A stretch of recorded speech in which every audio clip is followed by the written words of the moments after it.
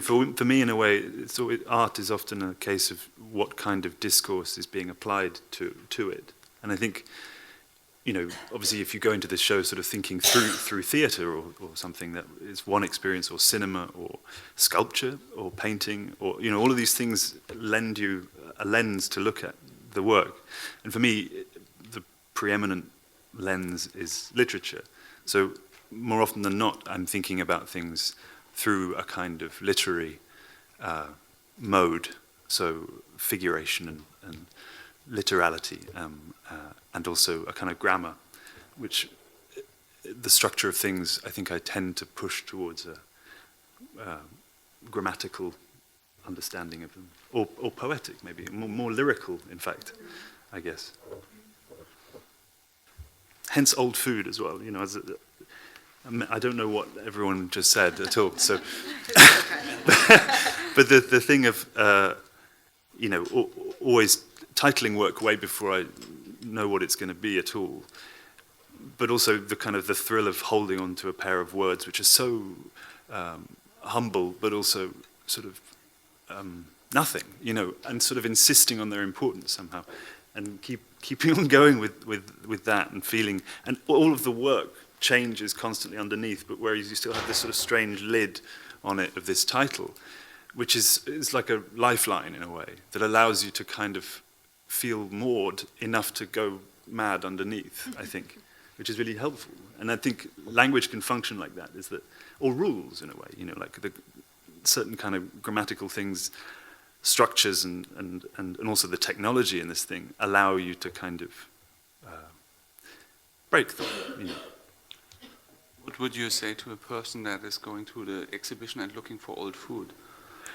Well, it's everywhere in there. I think you'd probably just start thinking, I wonder what old is, or I wonder what food is. And I think if you start to sort of unpack from thinking of it sort of like metaphysical poetry or something, where you have one tiny little thing, so the word old, and that's your way to invent the universe from that point, or something.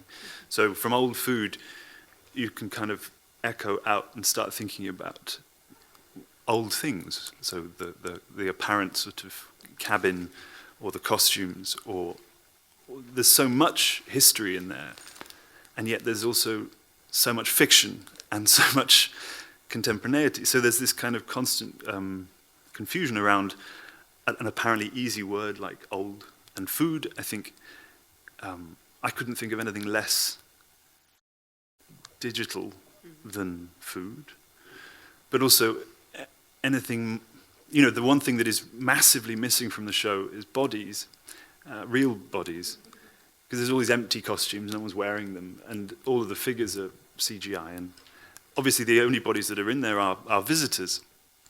So you kind of bring the final element into the room.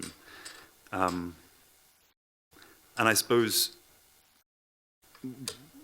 as ever, with so much of my work, it's kind of about what's not there, and what is never there in these digital videos is real people and real bodies, even though they try very hard to appear like that, so they might weep constantly or something, which they shouldn't do, because what have they got to be sad about? But I don't know. I think, that's how I think about the old food thing. But also, like so much of it, I think it has that kind of the thrill of a kind of unpacking something into a metaphoric, meaning.